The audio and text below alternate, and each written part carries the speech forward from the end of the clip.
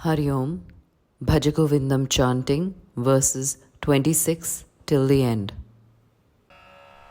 Kamam krodham lobham moham tyaktvatmanam pashyati soham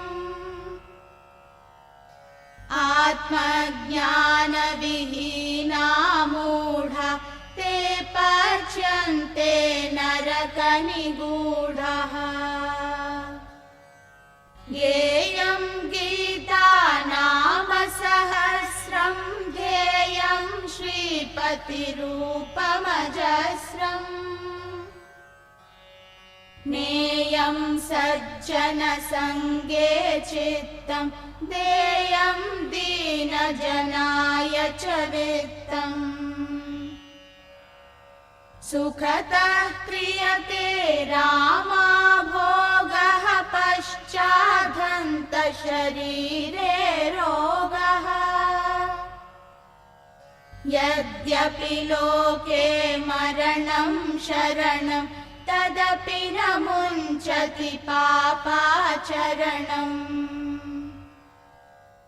Arthamanartham bhavaya nityam nasti tata sukhalesha satyam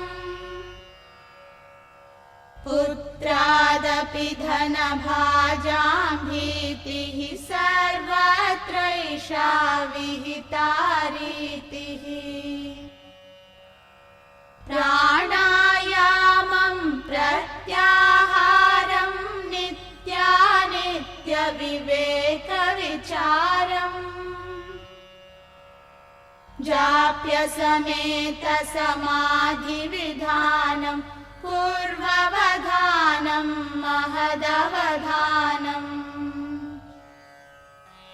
Guru charanambuja nirbhara bhaktah samsarad chiradbhava muktah Sendriya manasa niyamadevam Drakshasi nija hridayastham devam Bhaja Govindam Govindam Bhaja Mudhamate Samprapte sannihite kale Nahi rakshati dukrin karane Nahi rakshati dukrin karane Nahi rakshati dukrin karane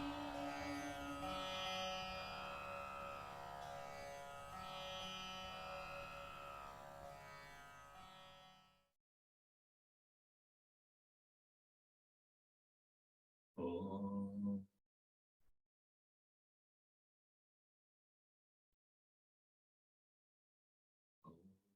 Sahana Bhavatu Sahanau Bhunaktu Saha Viryankaravavahai Tejasvinavadhitamastu ma vidvishavahai Om Shanti Shanti.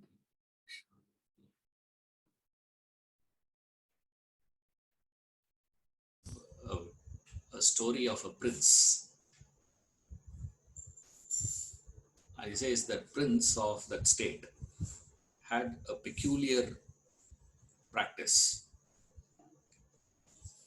that every time after his special costumes, when he gets a new dress, he has a practice of wearing that and going into a room which no one else had an access to.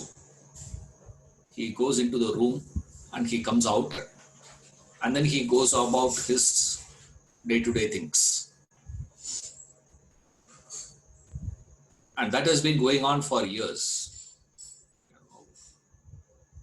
So on his birthday, he got one very special costume, dress being made for him. And he was waiting for that because that color, that design, that thing was never used in the whole country. First time they are getting a material of such beauty, you know. So he is so excited. He's waiting for that, dress to come up. And the tailor, created that, and he made, fine tuned and all those things, and he had to come personally to put it on to the prince. So on his birthday, he had put that on, and as usual, he has this practice, and suddenly he disappears, and everybody's waiting, and then he goes out. And this prince had a pet, a dog. The dog is wanting to go to its master. So it is searching because he's not come to the dog on that day morning because he is so busy. So the dog started searching for its master, and it's sniffing, wherever he had went. So it sniffs and he goes wherever the prince had gone, and it goes and goes. And unfortunately, that day he did not close the door of his special room. He just left it, slightly open. You know, so nobody had entered into the room. No one knows what is in the room. You know. So the dog, sniffs and gets into the through the door, and when it gets through the door locks. Door closes, and suddenly the dog sees about hundreds of dogs in the room. Right.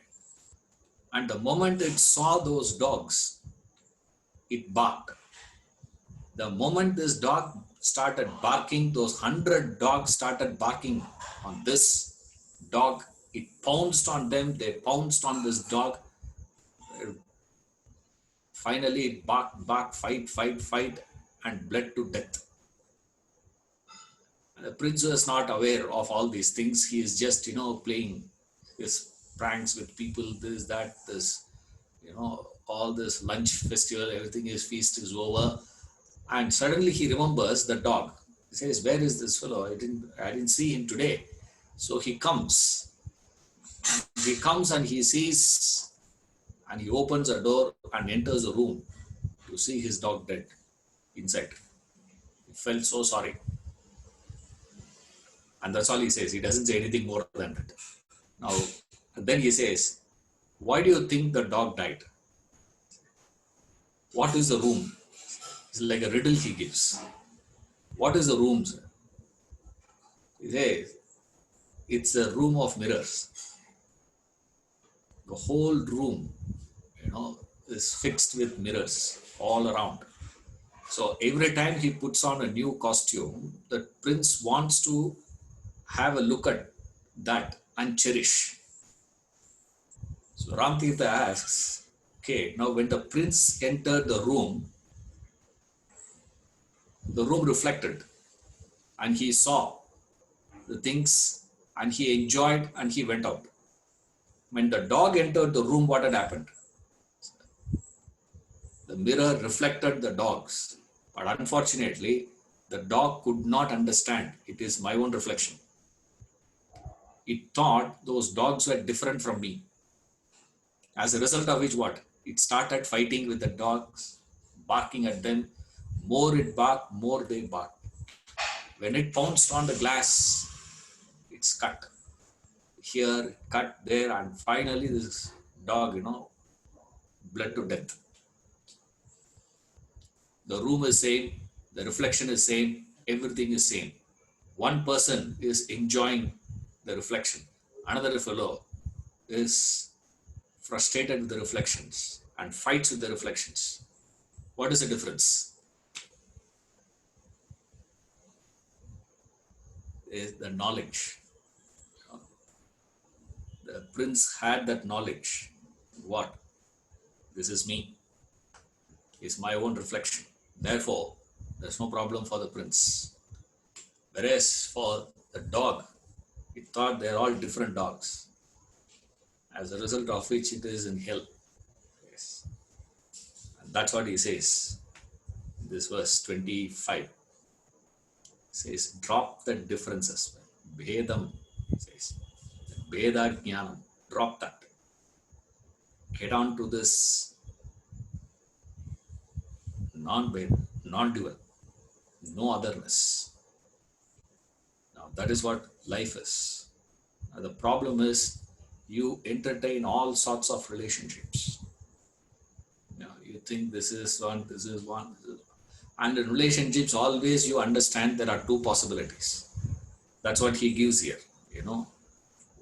He gives 4 examples. Very beautifully he builds that. He says son, relative, friend, enemy. In this, very interesting, this you don't choose who is going to be your son, who is going to be your daughter. Somebody is born as your son, somebody is born as your daughter, full stop. You don't have a choice. You see, someone is my cousin by default.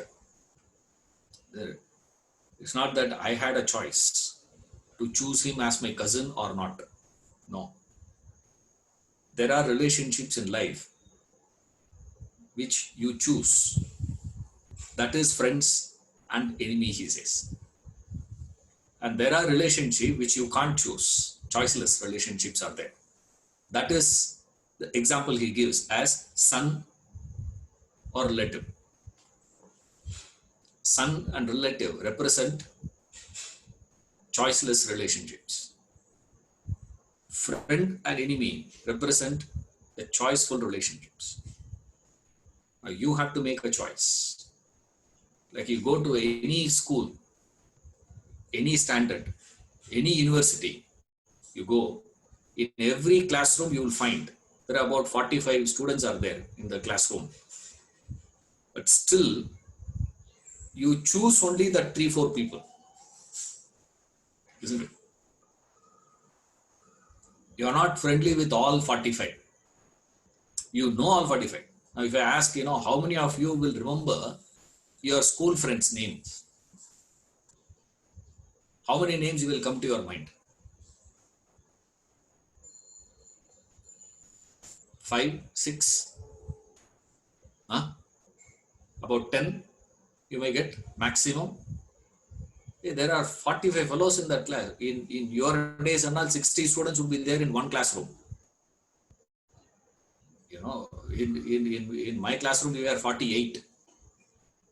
48 is our strength. In my class, not in my section. I was in E section. From A, B, C is English medium. D, E, F is Tamil medium. 3 English medium, 3 Tamil medium. Each class we had about 50 is possible. We had in my class 48. I am able to recollect only 3 names.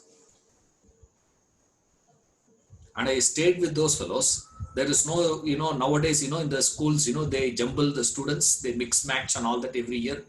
6th and 7th one, they keep, and then 8th, 9th, they change. 9th and 10th, they keep that same student like that. Each school has that, mix matching and all that is there. In my school days, I don't remember to have been done anything. Same set of fellows only. I stayed with those fellows for 5 years. 6, 7, 8, 9, 10. 5 years I studied with those fellows. My memory has only 3 names. However, I don't remember any one of them. Who was sitting next to me whole year? Even then, what is it, sir? You just have about 5 fellows in your memory, 6 fellows. What about the rest? You choose few people to be your friends. That's your choice. You make that choice. Out of that 48, you make a choice. Same way, there are relationships which you can't choose. Like, this is my aunt, I can't choose. She is my aunt, full stop. Now what can I do? This is my first cousin, I can't do anything. This is my niece, I can't do anything. I don't have choice. With reference to relatives, there is no choice. With reference to friends, there is choice. The closest to you is son. Furthest to you is enemy. all relationship possibilities. He says, what are you doing with all of them, sir? Yes, what is real to you is the fights you have had with those people is far more real to you than the periods of harmony that you have enjoyed in the relationship. The period of conflict and the period of harmony. Which period looks more real to you? Now, for all of us, the period of enmity looks more real. The period of harmony and friendship looks what? Even between countries, you see, does enmity looks real or friendship looks real? We can doubt your friend. You never doubt your enemy. Only Rama did that. That's why he is great. He doubted his enemy. They doubted in the sense, is he really my enemy or what? No, it did not be my enemy. That only Rama had. Now, have you ever, you are doubtless about your enmity, about your enemy's enmity towards you. Your enmity towards them, you may not recognize, right? But at least you register what? You recognize the enemy's enmity towards you and you say, that's real. Now, what is real to you? And that is why he says, don't antagonize. Why? Because the fights look more real to you than friendship. Domestic, national, international, everywhere the rule is same. Why, sir? Because it's the same mind is playing everywhere. The animals don't have, neither they have friendship nor they have enmity. You know that. The two dogs which fight on the street, they are not fighting because they are enemy to each other. When they are playing, they are not friends to each other. You have two dogs in the house, they'll be playing. Now you think they are very friendly. They are neither friendly nor enemies. There is neither enmity nor friendliness towards them. There is nothing they have. Only human has this possibility of friendship and enmity. You go through. Now, between the periods of antagonism and the periods of alignment, which looks real to you? Which one you swear by? That is what Shankara is asking you to pay attention to. Don't get involved, he says. Do not get involved in antagonizing or allying with enemy, friend, relative, or son. See the self in everything, everywhere. See that oneness. See that capacity to develop that perceptive capacity to see that universal brotherhood. You see, it's the same thing. I take in oxygen and give out carbon dioxide. The plants take in that carbon dioxide, give out oxygen. Brotherhood. What comes in me, what comes out of me, and what goes into you, what comes out of you, is all the same thing. I take in what you give out, you take in what I give out. It's the same thing. Now, why can't you see that is what his point is. But we fight like kids, The olden days, these biscuits used to come. I still remember. These biscuits would come in different animal forms. Biscuits like elephant and lion and zebra, this one, that one, and all will come.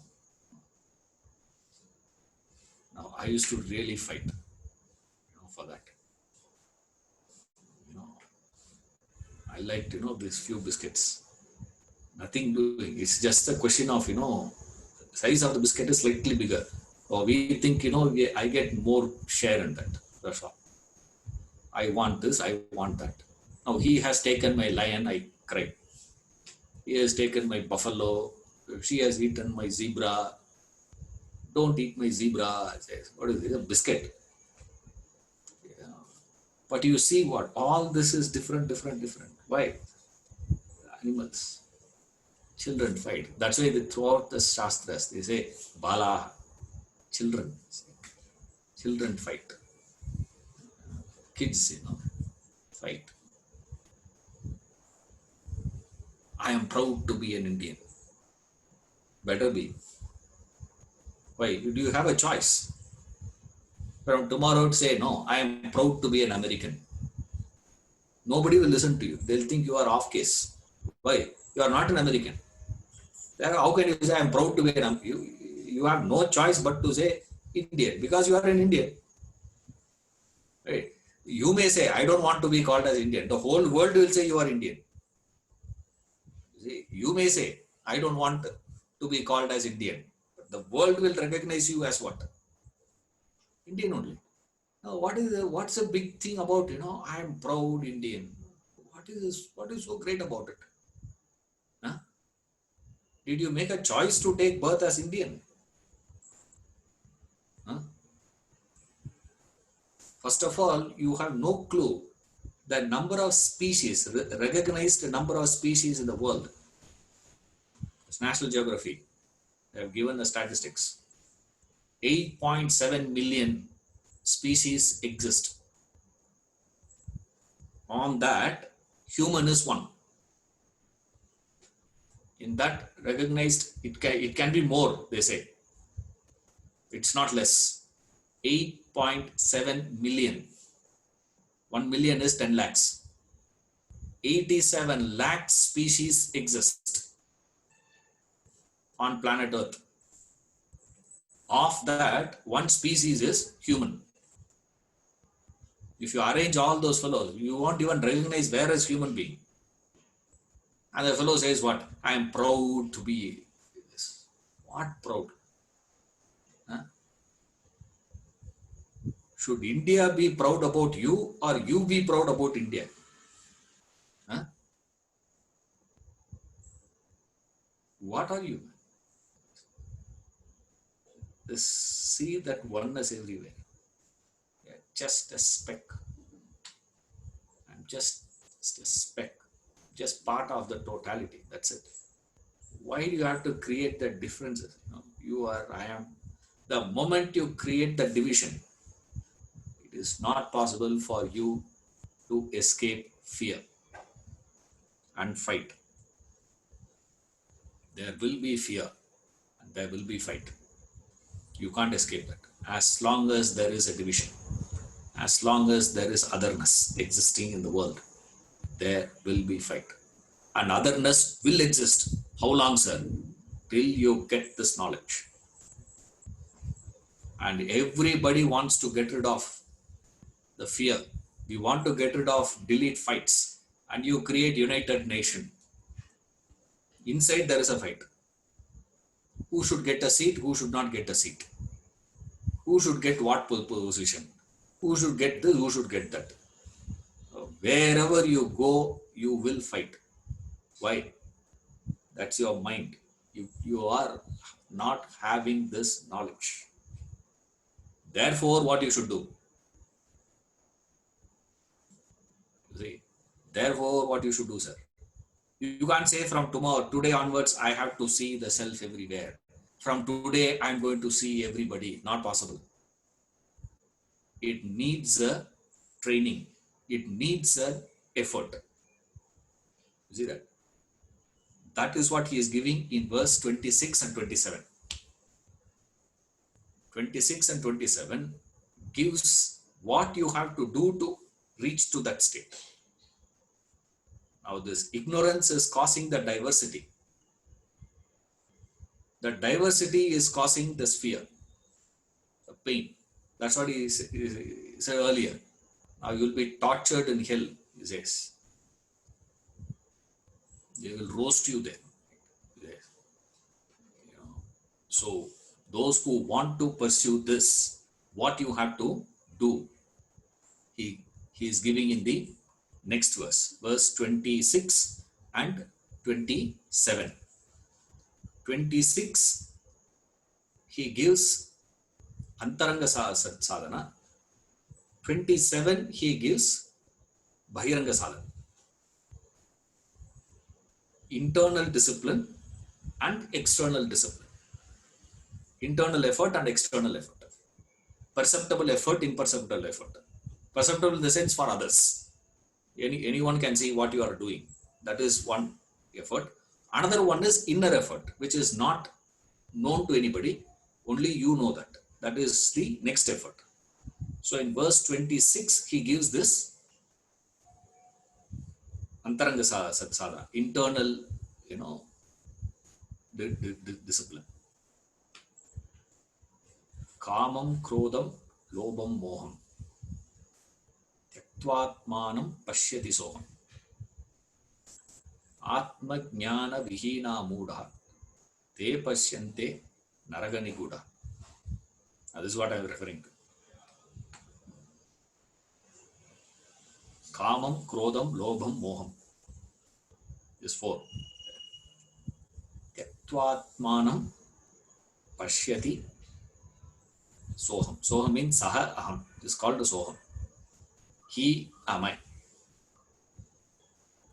Atmajnana vihina muda. Te pashyante naraganiguda. Having transcended desire, anger, greed, and delusion, one sees the self as he am I. Fools lack self-knowledge. They are tortured as captives in hell. This is supposed to have been given by this another disciple of Shankara, Bharati Vamsha. We just have the known. We know the name only. We don't know about what is that he has done. Who is he? We don't know. We just know the name. That's it. Supposed to have been. Now we don't know. See, each name I'm giving it out as a tradition. People believe it, but there is no guarantee. Okay, there's no proof we have. This is exactly what he said. This is written by him. That this and all. So that is why in standard what we take is the whole Bhajagovindam was given by Shankara. Right? That's the basic stand we take. That's the safe one to go by. But at the same time, this gives a very interesting, twist to the tale. It gives a good, interesting information also for us. Ancillary information also we get out of this. So we take this. That's about it. Otherwise, don't give much importance to all this. Right? Having transcended desire, anger, greed, and delusion, one sees the self as he am I. So first requirement, he says, is now 2 things he is giving here. One, what is the obstacle? Now the previous verse he said, you have to see the oneness everywhere. Why you are not able to see that is because of an obstacle. Something which is obstructing your vision. Right? So what is obstructing your vision is what he is explaining here. And then how you have to overcome that, what you have to do. If you don't do, what will happen? All the 3 he gives here. In this one verse, he gives 3 points. 1, what is the obstacle? 2, what you need to do to overcome that obstacle. 3, if you don't overcome the obstacle, what happens? If you don't gain this, if you don't do, what happens? That's all. So he gives all these 3 points here. So the first point he gives here is this. What is the obstacle? What is obstacle? Popularly, this obstacle these 4 are referred as the great obstacles of this. Now this 4 means sometimes, we refer even to the 6 things also been referred to. Right? Kama, Krodha, Lobha, Moha, Madha, Matsarya. All the 6, being, included in that. 6 or 7? 6 only, no? Yeah. No doubt.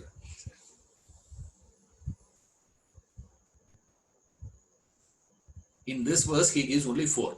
Now, other things are understood. Okay. Now, don't think only these four. Generally, they say take six. Out of six, he gives the four now. Uh, what are the four things he gives is this: kama, desire, and anger, greed, delusion. Now, fundamental problem is desire, and its further development or the further modifications is these three things: krodha, lobha, and moha. So, kama is the root. When kama grows beyond proportion, it becomes lobha, greed.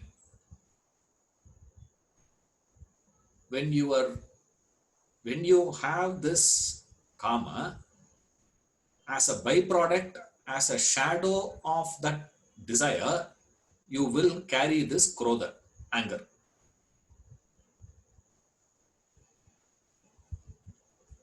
The consequence of all these three, kama, krodha, lobha, is moha, delusion. So desire, further development of desire, and the consequence of desire. All these three is giving in this four words. This lobha and moha has a two different, lobha and krodha has a two different implications there. When you have a desire, when your desire is not fulfilled because of an obstacle, you get angry. When your desire gets fulfilled, you get greedy. You will want more. That is called greed. Greed is further development of it. Means after your desire is fulfilled, you ask for more. That's called greed. See, greed is after my desire. I wanted something, I got it. Now I say what? I want more. You see, that wanting more is different from I want it. See, I want a job. Correct. Now that fellow says what? I want promotion. That's called greed. Okay, you ask for a job, you got the job. But it's not a right example. Huh? Okay, but there are better examples for that. Greed is like a gluttony, we say. Who is a glutton, sir? Just because you are eating more, you can't say he's a glutton, please. No. Then I eat, my stomach says filled up. And then I go for one more serving, you see, that's called greed. I have eaten, I wanted to have gulab jamun. You have had 7 gulab jamuns already, right? Then you say what? Let me have one more. Already your taste buds, your mouth, everything is saturated. So you can no longer cherish it anymore. It's not possible. But still you continue to eat, you see. That 8th gulab jamun that you are having is called greed. Up to 7, it's not greed. Up to 7, what is it, sir? Desire. There are people who may say, I have desire only 2.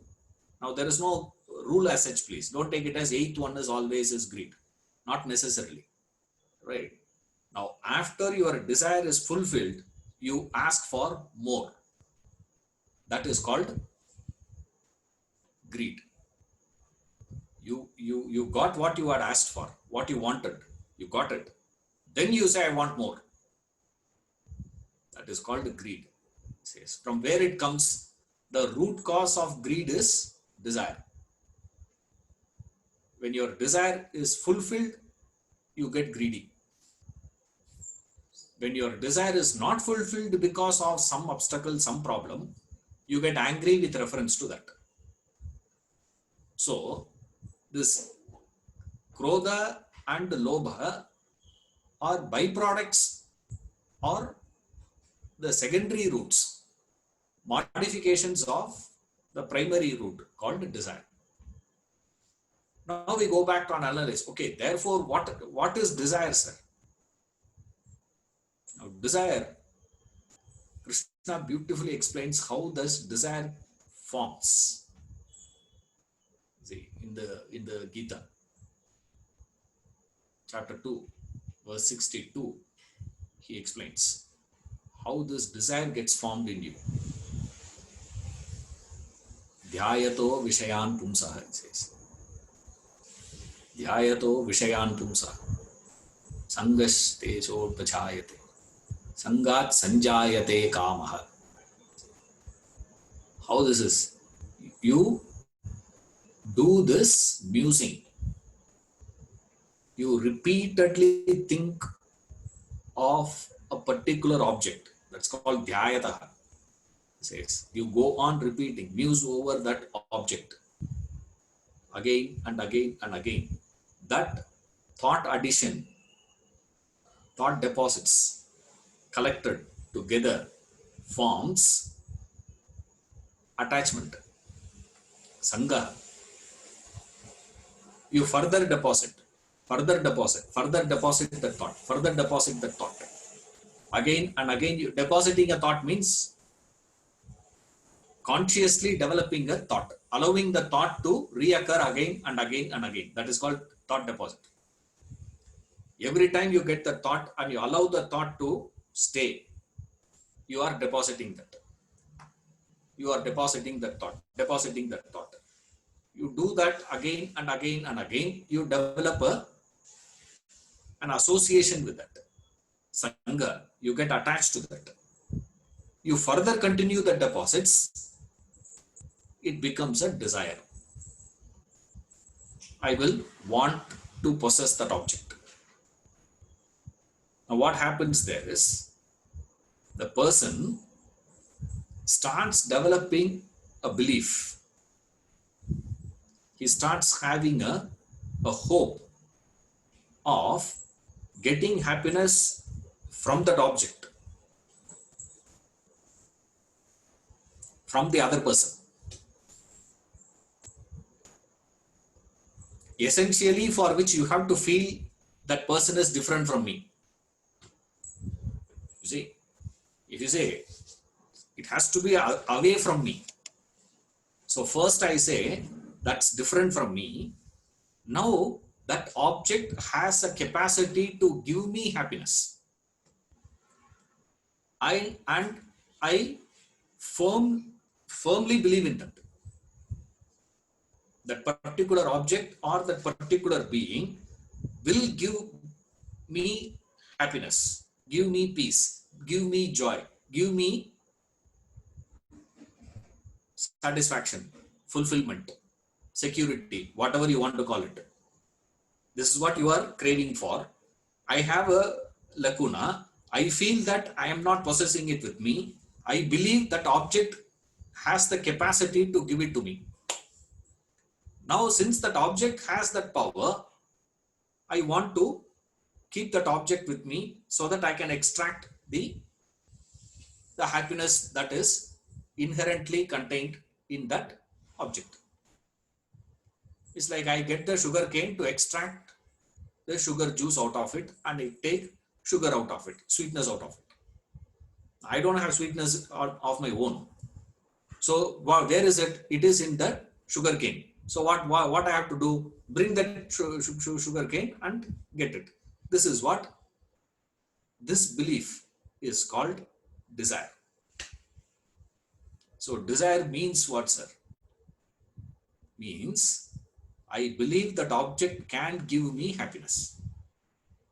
Therefore, where will I look out for? Will I look inside or will I look outside?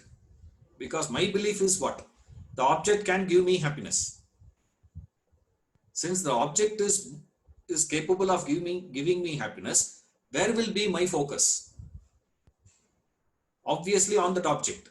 That is how your mind is made extroverted. Today your mind is extroverted, constantly looking towards the world. Why? Because you believe that that world of objects or the beings, the particular world, your world, you see, your world of objects, your world of beings possess the capacity to give you happiness. Therefore, your mind obviously will start looking outside. That's why the otherness is the problem, he says. He says, the moment you say that's other than me, immediately I will say what? If it has the capacity to give me happiness, obviously I will say what? It must be having the capacity to give me sorrow also. Right? If it can give happiness, it can give sorrow also. Right? Now that is understood. Okay. Now that's not our focus of analysis right now. How is it, sir? Allah, we are not going to do that in this context. In some other context, we will do it.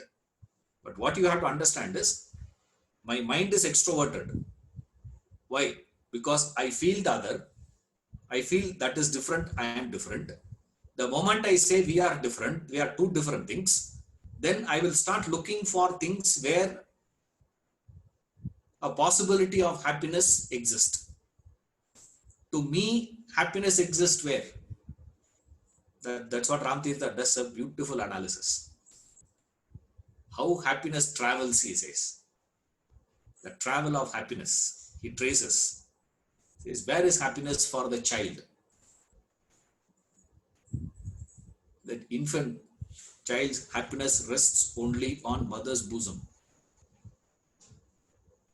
Correct. And the mother takes the child and feeds. That's what this fellow, Frederick, he did a research. He wanted to know which language the child will speak. That was his study. Suddenly he got it out. We are all speaking different languages. Why? Because we have been hearing that language, you pick up the language. Okay. Suppose if you don't speak any language to the child, in which language the child will talk? Right. So what he did was, he picked up 50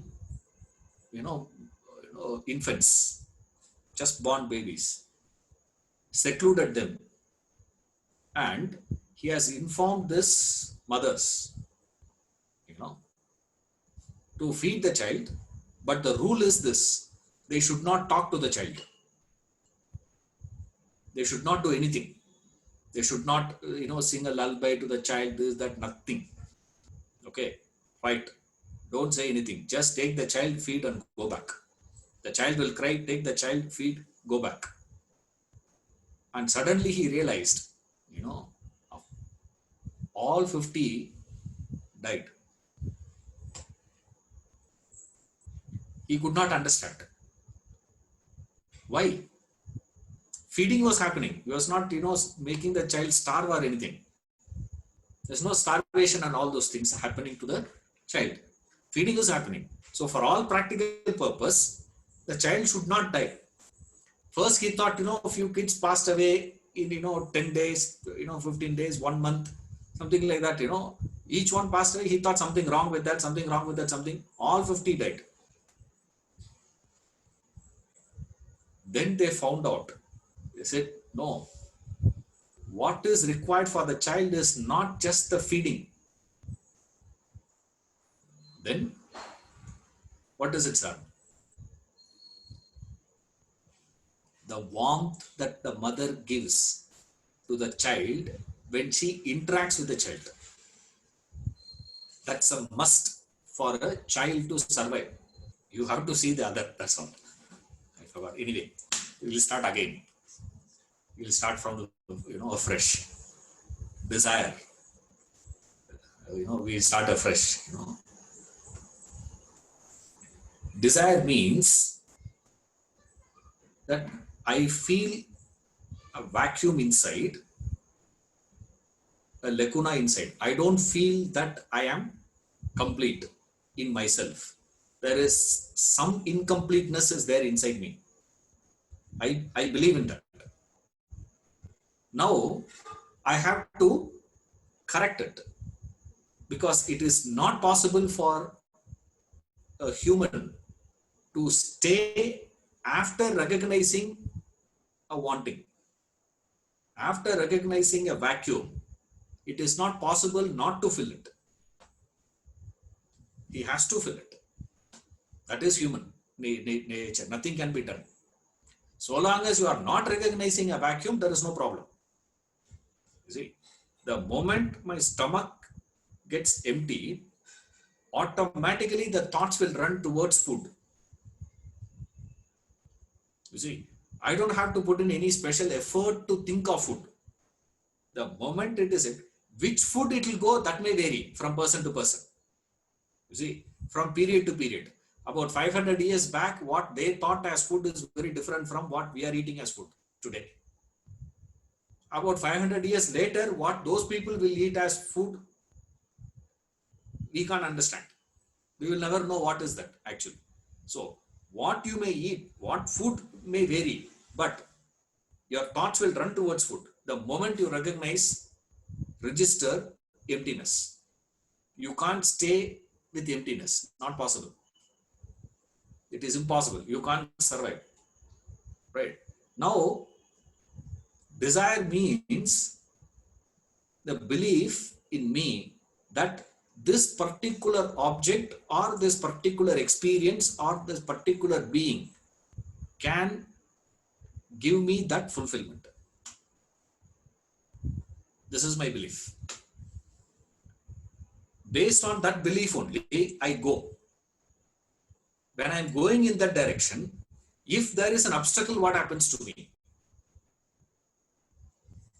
I would want to throw that obstacle and continue my journey towards it, because what I'm seeking is a must for me. Then once I get it, you should be satisfied. No. He says, no. Immediately the mind will say, I want more of it. I will want more of it. But the beauty is, you will never ask that more before. That's the beauty of it. You see, till you get there, you will never understand what is needed for you. You see, till you fulfill that desire, you can never be greedy. And the beauty is, every one of us believe we have desire only. We don't have greed. You see, everyone believes I have desire, sir. I don't think I am a greedy person. You ask anyone, no? First of all, you will not agree to your desire itself. Right? But even if you say I have certain desires in my life, you'll never say I am greedy for it. You see, you got it. Now you say what? No. I want more. I want more. I want more. I want more. More comes into picture after filling it. Yes, this pattern of your mind is what is getting it. Now you may say, Ishwaran, what is problem in that? What is wrong in that? We are all attempting it. What's wrong in that, sir? What is the fundamental problem there is,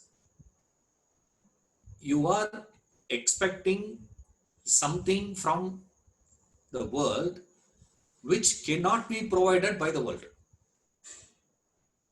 No fault of the world. You can't blame the world for that, please. You see, if I give example, it will become very easy. It's like,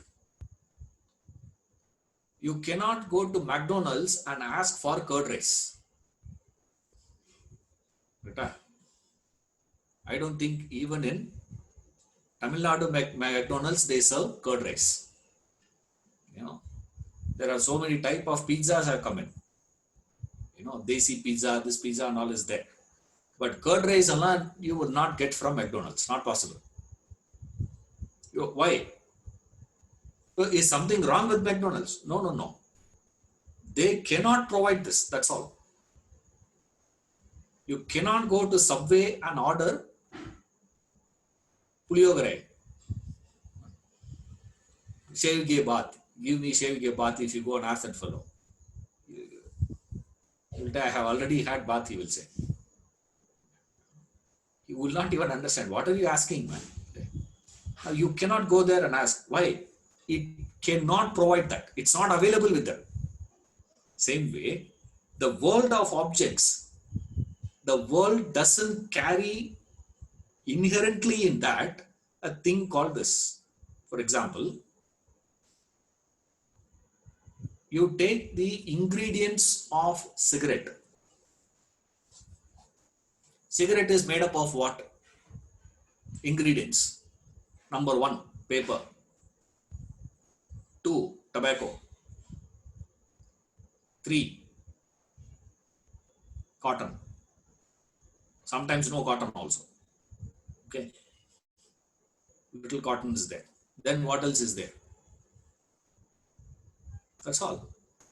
There is neither pleasure nor pain, isn't it? Is there an ingredient called pleasure, part and parcel of cigarette? If pleasure were to be part and parcel of cigarette, then anyone who is smoking should get that pleasure. And every time you smoke, you should get that same pleasure. That's not happening. Everyone who is smoking is not getting it. At the same time, the fellow who claims to be getting pleasure out of cigarette also doesn't get that pleasure from every cigarette he smokes. The first cigarette gives. What about the 20th cigarette?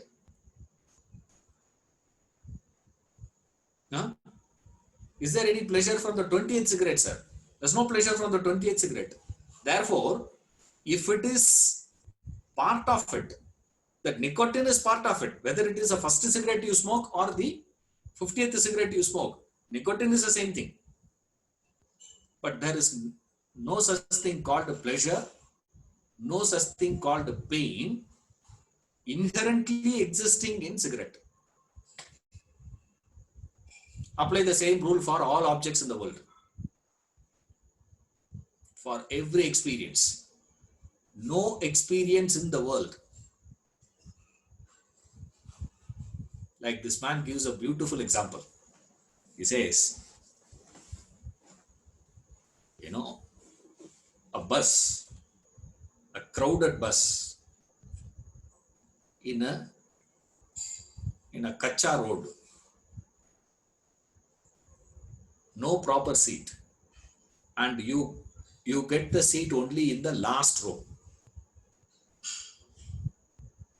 You have to travel for 250 kilometers. How will you feel? Happy? You get so irritated. Now he asks, imagine a newly wedded couple were to be sitting there. They are going for their honeymoon. Right? They are sitting in the last row. And the bus is shaking. Shaking going on. How they will feel? Pain or pleasure? What is pain for you is heaven for them. You see? If you are going, if the couple were to be after 5 years, if they go and sit in the same bus in the same seat, they'll say, hey, we'll go in the front. They will not go and sit in the back. All this, couples, they go back seat. Newly wedded. Say, go back. Old, go front. Say, is it pleasure or pain? See, it's nothing to do with anything outside. Then it is to do with what? But your mind is always looking outside. Why? Because of this desire. Because the desire makes you convinced that happiness, joy, satisfaction, pleasure, contentment, everything is there. Therefore, what you will do? You'll go on. Yes, drop that. Having transcended, you having renounced that tyaktvatman, he says. You know, that's what Isavasya Upanishad says. Tena tyaktena bhujita. Renounce, man. Drop it. You will not do that. That's what Ramakrishna Paramahamsa says. One of his, there are few, stories of Ramakrishna Paramahamsa I like the most. This one is beautiful. He says, what you fellows, you're all like, the kite. Says, this kite, it picks a dead rat. It picks a dead rat and flies. A herd of crows attack. Few, months back, I saw that scene here, right? Outside my house. Crows attacking the kite. We have I said Ramakrishna is correct. I have never seen that scene, but this is the first time I saw here. It's flying, it's flying, it's flying, but the crows don't leave it. It's attacking, attacking, attacking. It flies, flies, flies, it attacks. Suddenly it drops and goes and perches on a branch. And the crows leave that kite and go away. And that's what your life, he says. Ramakrishna Paramahamsa. You are carrying this dead rat called desire. The world of sorrow will come and attack you. It cannot attack you. It's not attacking you directly, please. You are carrying the dead rat. Drop it, no. Your argument will be what?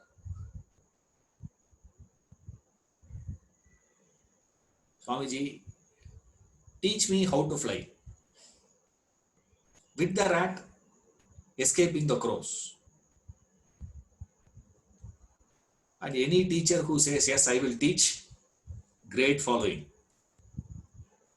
If the teacher says, no, man, I can't teach all those things, drop it. If he says, you get annoyed with the teacher. That's what he said earlier.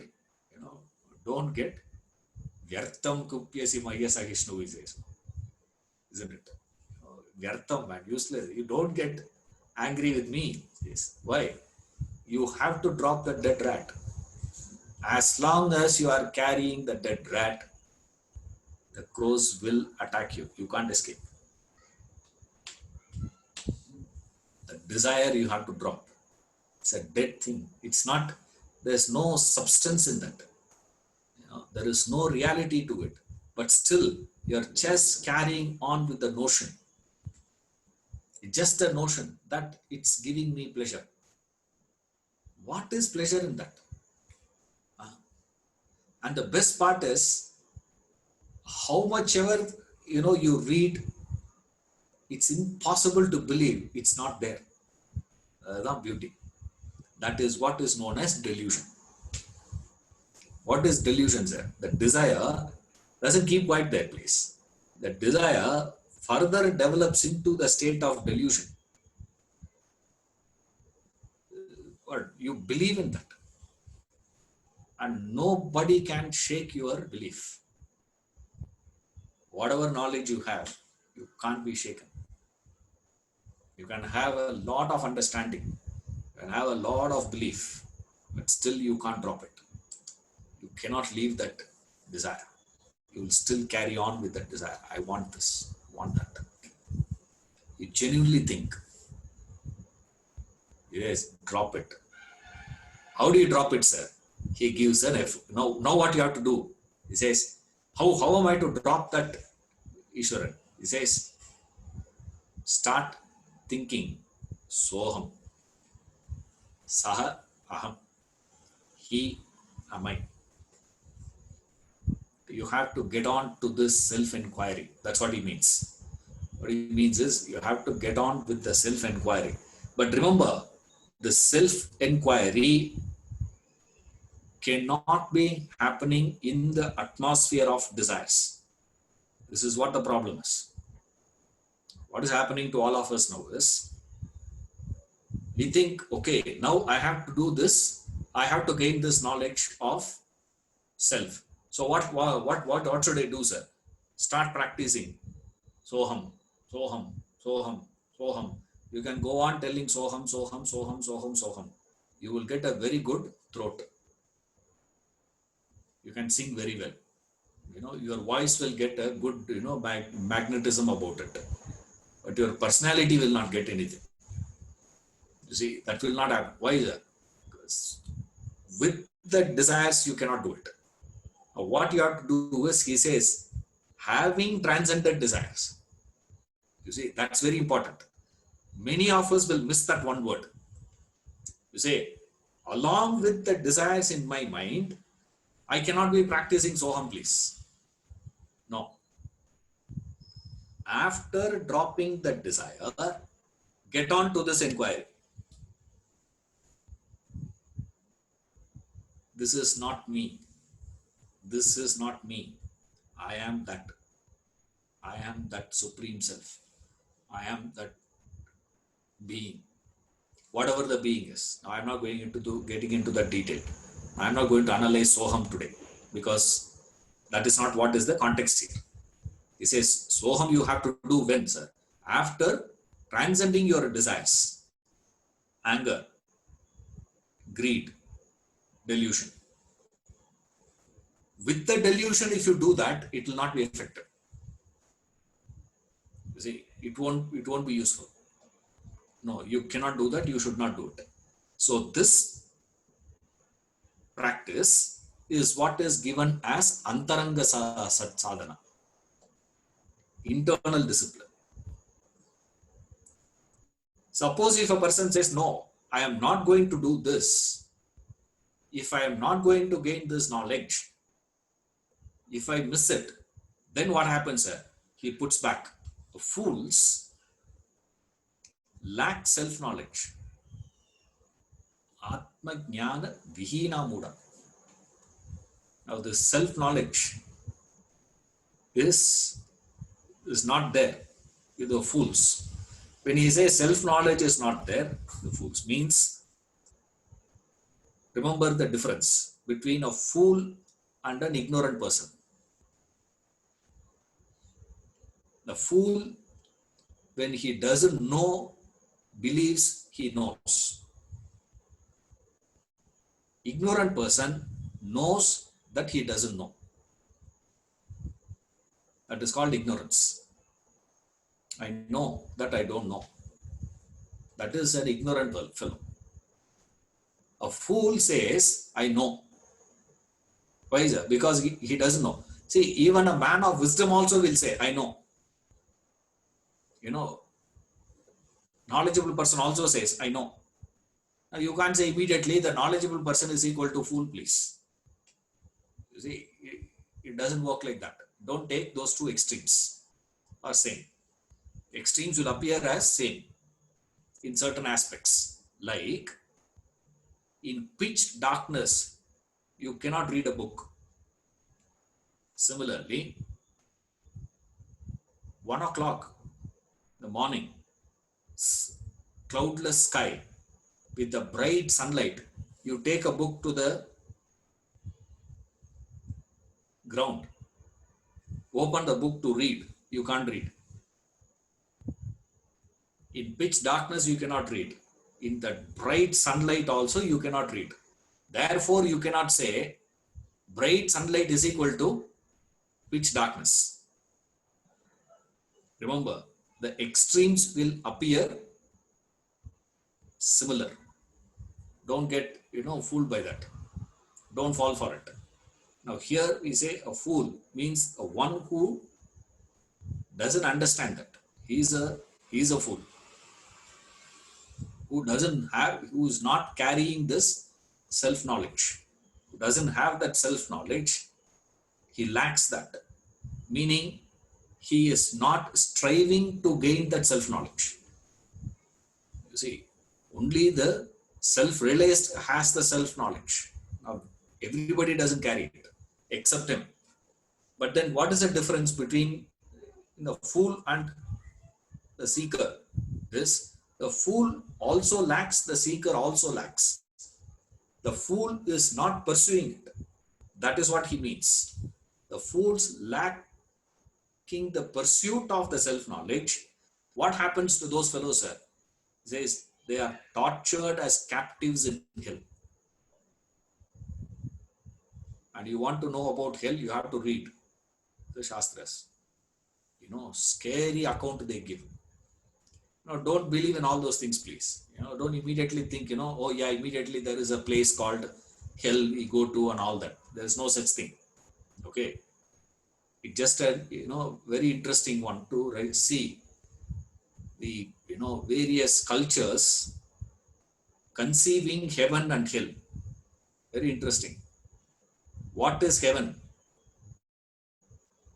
and what is hell? Beautiful descriptions. What is interesting in that description is, don't worry about what is it. Now the description gives you an understanding about the minds who created it. You see, not that. You can understand the mind. For example, all that pleasures which are being denied or restricted here,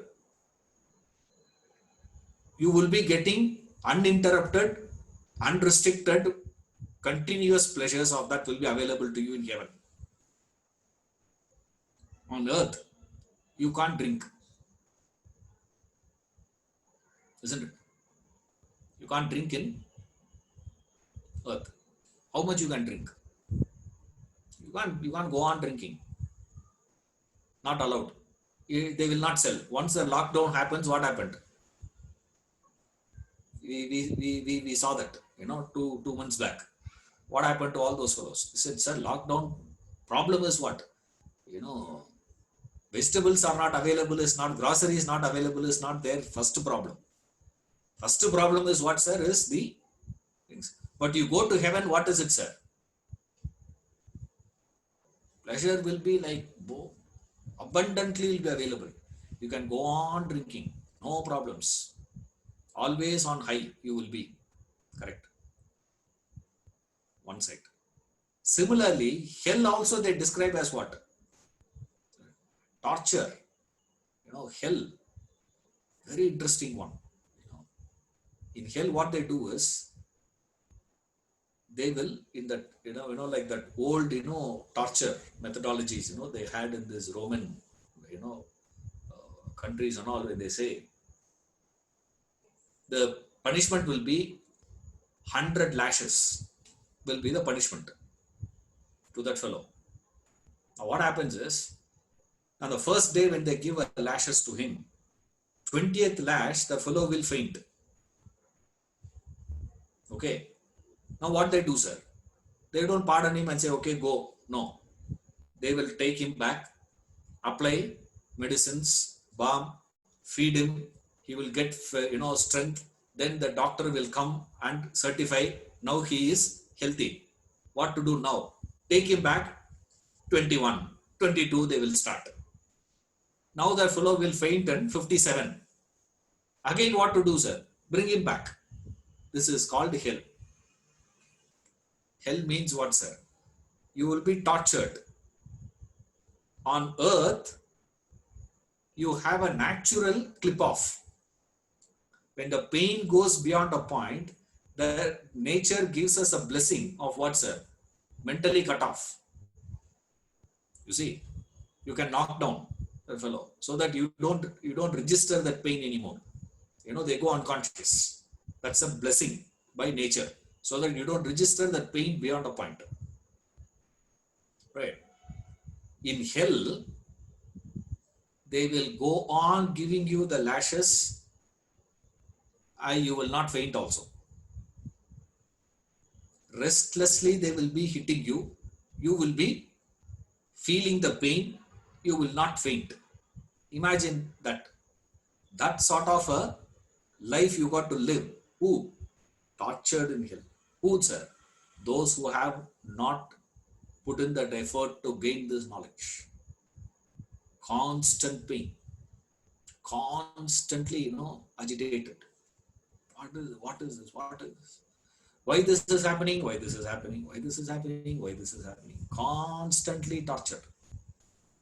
You see, you you wake up, first thought in your mind is going to be what? Why my life is like this? You go to sleep, in the dream also you get what? In the dream, it's not right, Ramba, Nurvashi is going to come and dance with you and all that. Nothing of that sort. Even in a dream also you get, you say and wake up. Why? This is coming and eating me, swallowing me, killing me. Is there? And the wake up time also, what torture? First thought and the last thought is always what? Agitation, agitation, agitation.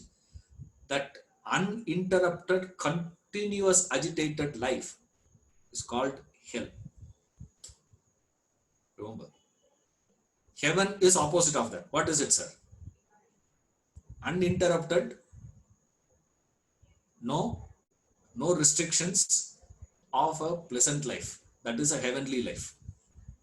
Pleasure, uninterrupted one. No disturbance at all. And free license. You can have any amount. And what you can have any amount will vary from culture to culture. That is interesting. You see, though the cultures which conceived of heaven from desert, their concept of heaven is what? There is a perennial river flowing with pure water in heavens. Now you come to these fellows in Himalayan ranges, you go and tell those fellows, you do all these things, you go to heaven. What do we get there, sir? Perennial river flowing with good water, very good water. He says what? I'm getting it here.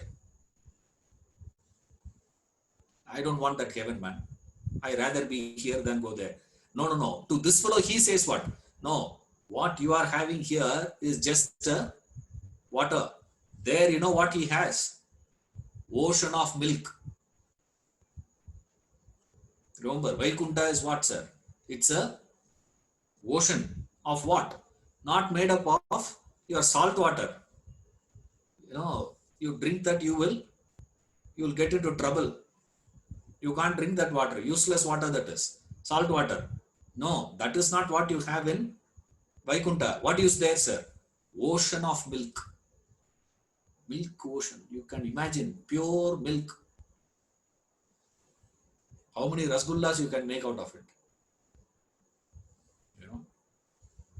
That's what I asked first thing, Oh my God, so much of milk is there.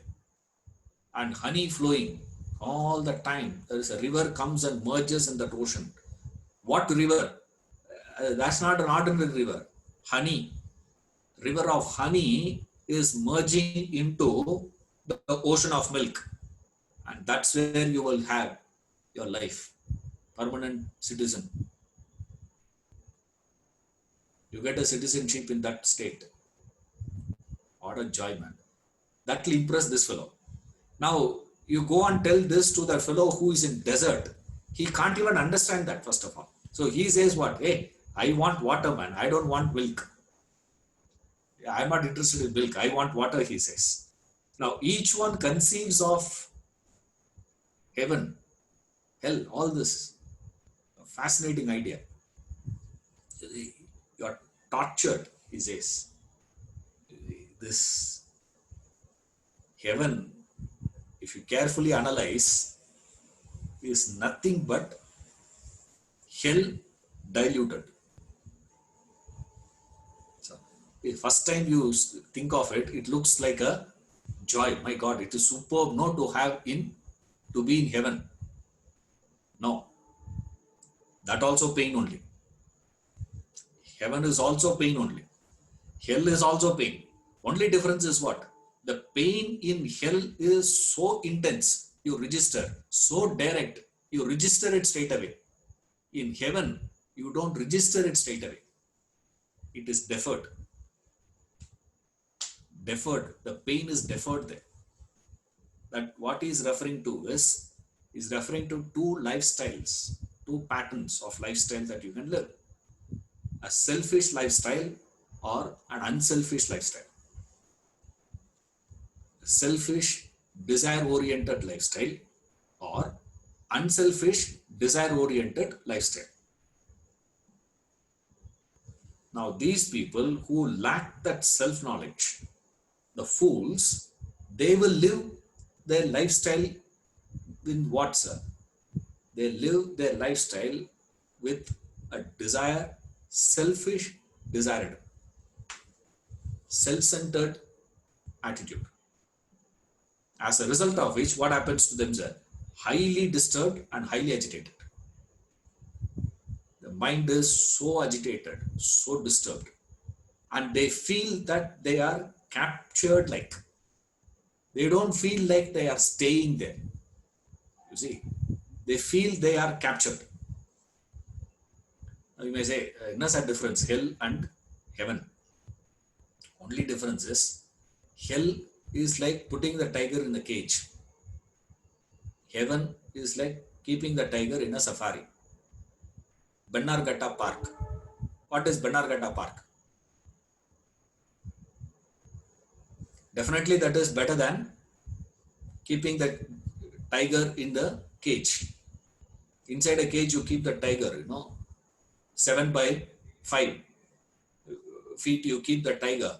He has to keep walking. Where? By the time he turns, because they walk for at least about 15 miles a day. They walk, the tigers. Now you put him there like this, what he will do? He feels restricted, constricted. You see, that's why I say, don't keep these aquariums. Put a fish in the fish tank. Put him in a pond. A fellow is supposed to be in the pond, not in the tank. Keep on moving, up and down, up and down, up and down. You get giddiness actually. If you keep going like that, it's capturing them. And the argument people have is this, it's a stress buster. A stress buster for you. What is for them? I say, what is for them, man? They feel captivated. But you take that same tiger, put him in Bannarghatta Park, he feels what? It appears like freedom. It appears like jungle. But a tiger in jungle is totally different. The life of the tiger in jungle is absolutely different from the park or the cage. Both are restrictions only. Both are confinements. But between the two, if you don't have any other choice, if you cannot be in the jungle, you have to be here. Means it is better to choose the park than to be in this one. That is what they say, the Shastras. It says, heaven is what? Diluted hell, that's all. Concentrated poison, diluted poison, that's all it is. Only difference is what? You take concentrated poison, straight away you die. Diluted poison, what's that? Slowly you die. You die over a period of time. So you don't die straight away. Slowly you die. That's all. Either case, what is the final outcome, sir? But you feel you are captured. You see, you are captivated. You are helpless. You are a victim attitude. That is called hell. Whenever you feel that I am victimized by the situation, I am caught up in the situation, I am helplessly stuck in something, somewhere, that feeling, captivated feeling, is what hellish life is. They live their life, they are tortured as captives. Don't think hell means you go after death. It's not a place you go to after death. That's not what is referred in the scriptures. They refer to your life here, right now. Where are you, sir? You feel that you are a victim. If you feel that you are a victim of a situation, then out. You have the freedom. You have the freedom to do what? To drop the dead rat. But the problem is what? You will not drop the dead rat. You will carry the dead rat, and the crows will come and attack. You can't escape. They will not leave you. And then you will go on lamenting, you go on crying, you go on complaining. You think this is the solution, that is a solution, this way, method, that method, this parihara I will do, that parihara I will do, this change I will make, that change I will make. You can make any change in your house, in your name. There are people who spell their name, weird way and all. Why, sir? Because they say, you change the name, your problem will be solved. And some of them, change the house. Why? Vastu says, that's how it should be changed, so that your life will not. You can do anything. You will be in hell alone. No difference. Why, sir? Drop the dead rat. Now the next verse, 27. I'll just read the verse and explain, tomorrow. So today I'll just read the verse because, it is linked. In the next verse, he gives what you have to do to drop the desire. Now, after dropping the desire, to gain that self-knowledge, what you have to do? 26. Okay. To gain that self-knowledge, what you have to do? Soham. Contemplate on this mantra, Soham, or any mantra, Tattvamasi or whatever it is. Now, in the context, he has taken that mantra, this aphorism, called Soham. Now, you may take any one of them. I am Atma Brahma, or, Aham Brahmasmi, or this, whatever, Brahma Jnana Anantam Brahma, or reading the scriptures, whatever you do. To gain that self-knowledge, what you have to do, he gave 26. In 27, he gives, when you can do that is only after dropping the desire. What you have to do to drop the desire? Now he gives in 27, Dhyayam Gita Nama Sahasram. Dhyayam Sripati Rupamashasya. Dhyayam Sajjana Sange Chittam. Dhyayam Dinajana Echavittam. Bhagavad Gita and Sahasranama should be chanted. Form of the Lord of Lakshmi always meditated upon. The mind associated with the good and wealth given to the needy.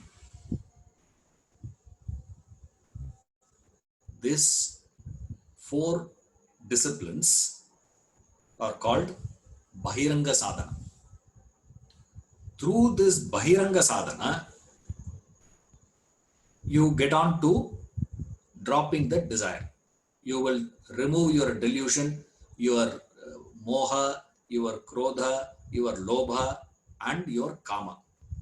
All that will get eliminated one by one slowly when you practice these disciplines. Then you can go for this inquiry into Soham. He am I. Till then, don't do it. So if you have to start, where you start, sir? The effort should start from 27 and then go to 26. Right. But he gives it the other way around. Why he is giving and all, we will see next. But how he is giving is like this. So what you have to do, he gives certain disciplines here. Now there are 4 disciplines he is giving here. Practice these 4 disciplines to your 4, catering to your 4 personality layers, 4 aspects of your life. When you practice that, you get it, says. Right.